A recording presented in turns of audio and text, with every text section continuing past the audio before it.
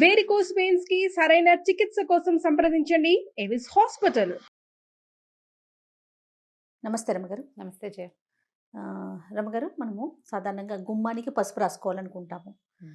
కలర్లు వేయకుండా చక్కగా వారం వారం పసుపు రాసుకుంటే చాలా మంచిదని. అంతెందుకండి, మనం లాస్ట్ 2 years నుంచి ఎదుర్కొంటూ ఉన్నాము. ఒక మహమ్మారి మనల్ని పట్టి పీడిస్తూ ఉంది కదా. సో పసుపుని బాగా వాడాలి, వంటలు ఎక్కువగా ఉపయోగించాలి, ఆవిరి పట్టడానికి కూడా వాడుకోమని చెప్తూ ఉంటారు. కొన్ని పచ్చళ్ళాటల్లో కూడా ఎక్కువగా మనం పసుపుని వాడుతూ ఉంటాం కదా. ఇదివరకు కూడా ఈ పసుపు వినియోగం ఇలాగే ఉండేదండి. ఉండేది. పసుపు క్రిమిసంహారిణి కదా. ఇంట్లో కూడా మనం నీళ్లు చల్లుకుంటాం, వారం వారం పసుపు పసుపు నీళ్లు చల్లుకోవడం, శుక్రవారం పసుపు నీళ్లు చల్లటం, అవును, కళ్ళాపు చల్లేటప్పుడు చిటికెడు పసుపు వేయటం. అందులో వేసుకోవటం. పసుపులో కర్క్యూమిన్ అని ఒక ఇది ఉంది, కెమికల్. ఏదో అలా అంటారు, నాకు అలా గుర్తుంది, కర్క్యూమిన్ అనే.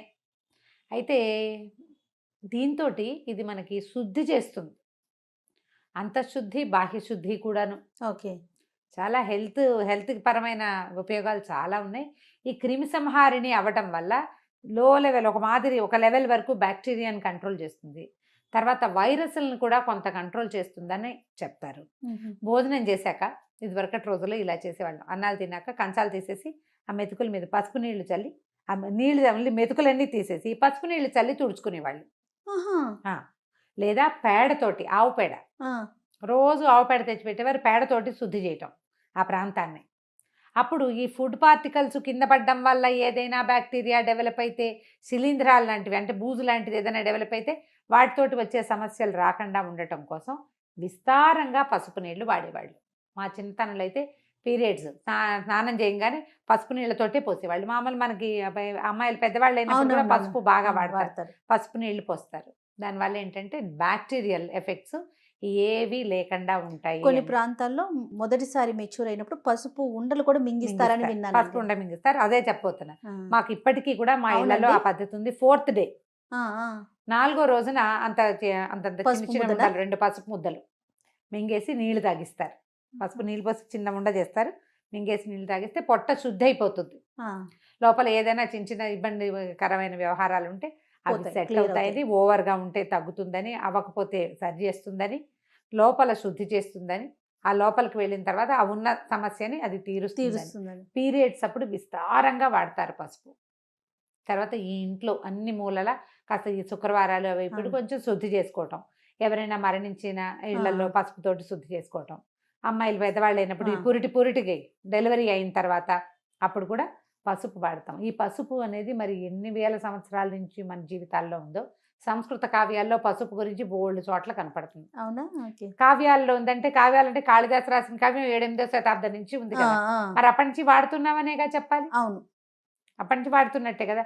ఇంకా 1వ శతాబ్దంలో ఉన్న దేవాలయాలు, అప్పుడు 2వ శతాబ్దంలో కట్టిన దేవాలయాల్లో కూడా అమ్మవారికి పసుపు సమర్పించడం అనేది విధానాలు ఉండేవి. అప్పటి నుంచి ఉంది, ఇన్ని సంవత్సరాల నుంచి వాడుతూనే ఉన్నాం.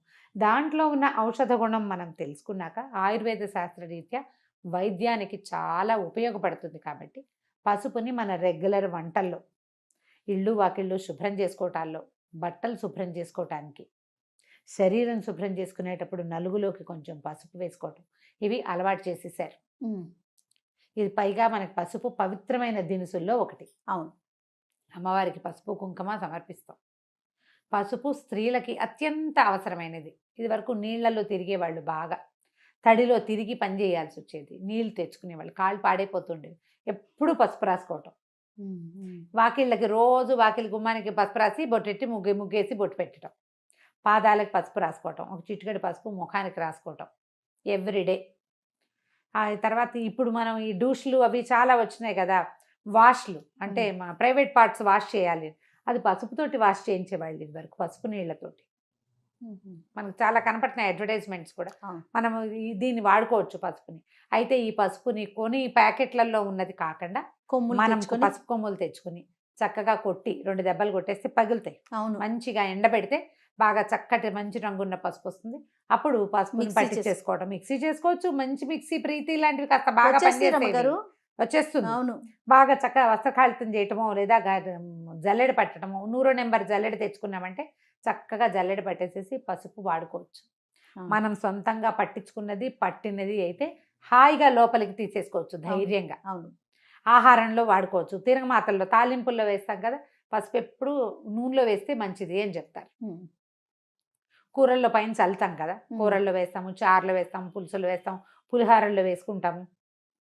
చాలా తాలింపులు, పసుపు లేని తాలింపులే ఉండవు మనకి. అవును ఒక చిటికెడు పసుపు తప్పకుండా వేస్తాం. దానివల్ల ఏంటంటే అలా అందులో ఉన్న కర్క్యూమిన్ వల్ల ఇంత అంతర్గతంగా లోపల ఉన్న పేగులు అవి శుభ్రపడతాయని. ఆహారం శుద్ధి అవుతుందన్న పాయింట్ ఒకటైతే ఓకే. మనకి ఆరోగ్యానికి మంచిది కాబట్టి దీన్ని వాడుతూ ఉంటాం. ఒకవేళ మనకి గుమ్మానికి పసుపు రంగు ఉన్నప్పటికీ కనీసం శుక్రవారాలైనా వాకిలి గుమ్మాల దగ్గర శుభ్రంగా కాస్త పసుపు రాసి కనుక బొట్టు పెడితే బయట నుంచి చెప్పుల ద్వారా వచ్చేటువంటి బ్యాక్టీరియాని మనం కొంత నిరోధించగలుగుతాం. పసుపు కొమ్ములు వాడుకోవటం, పసుపు కొమ్మరది తమిళనాడు సాంప్రదాయం నీకు తెలిసిందేగా. పసుపు అరగదీసి పచ్చి పరగదీసి పూసుకుంటారు, విపరీతంగా పసుపు రాసుకుంటారు. వాళ్ళని పసుపుగా ఉంటాయి ఎక్కువ భాగం కనిపిస్తుంది. సూత్రాల తాళ్ళు కూడా పసుపుగా పసుపుతో. ఉంటాయి. ఈ స్నానాలు చేసేటప్పుడు శుక్రవారం తలంట్లు పోసుకునే వాళ్ళు, శనివారాలు తలంటి పోసుకునే వాళ్ళు ఉంటారు కదా, సున్ని పిండిలో తప్పకుండా పసుపుని వేసుకుంటే శరీరం మీద మచ్చలు అవి తగ్గిపోతాయి. హెయిర్ గ్రోత్ తగ్గుతుంది అంటారు కానీ ఏమో అదంతా బాగా అనిపించదు నాకు.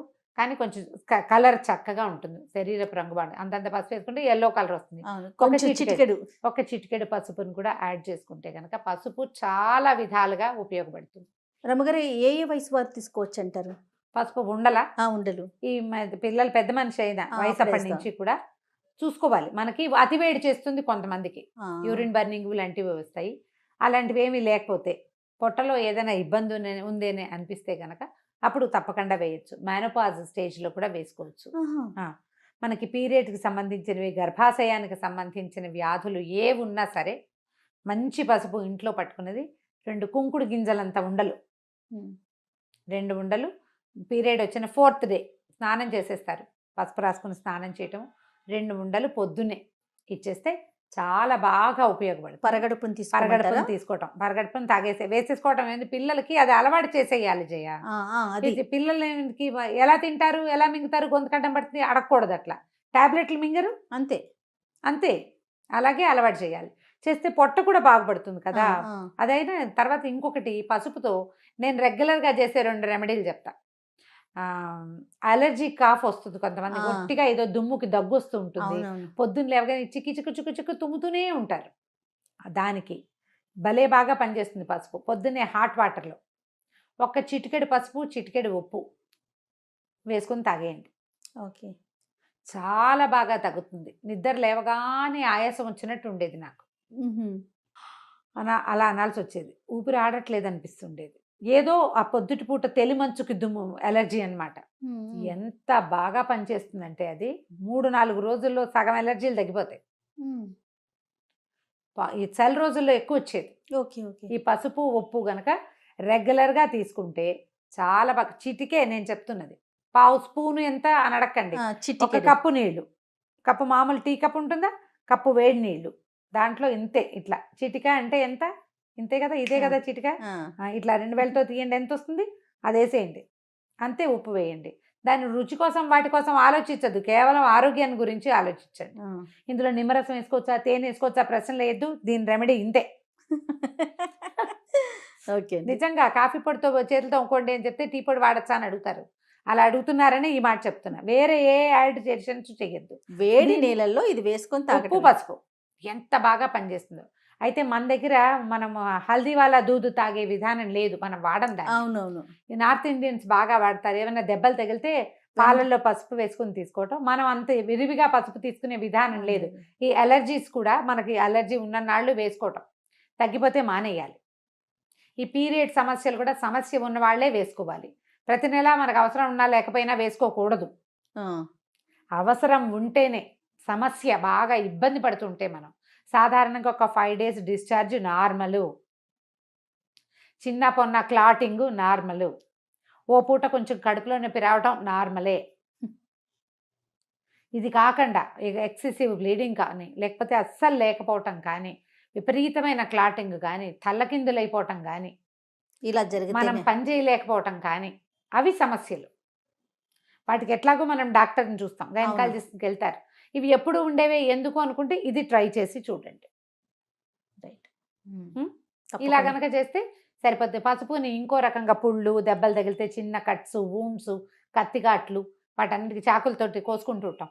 చక్కగా పసుపు పెట్టేసేయటం. ఈ వేళ్ల దగ్గర ఇక్కడంతా పాడైపోతుంది, కాళ్ళకి పసుపు రాసుకోవటం. అలాగే ఈ చేతి వేళ్ల దగ్గర ఈ పార్ట్లో అప్పుడప్పుడు మనకి వర్షాకాలం వస్తుంటాయి. అవును. ఇక్కడ కూడా కొంచెం పసుపు కొబ్బరి నూనె రంగరించి రాత్రిపూట కనుక గోళ్ళ చుట్టూతా ఇలా పెట్టేసుకుంటే దుప్పట్లు కొంచెం తెల్ల దుప్పట్లు కాకుండా చూసుకోండి. కాసేపటికి ఎండుతుంది, కొద్దిగా డ్రైగా అవుతుంది. అలా ఉంచుకోండి, తొందరగా మానుబెట్టిపోతాయి. పాదాలకి పసుపు రాసుకోవటం ఒకటి మంచి హ్యాబిట్. శుభ్రంగా ఉంటాయి, గోళ్ళు అవి పాడు కాకుండా ఉంటుంది. ఇక వెనకాలన్న ఫంగస్ అవి ఏమి చేరకుండా నానిపోవటం వల్ల వచ్చే సమస్య రాకుండా ఉంటుంది.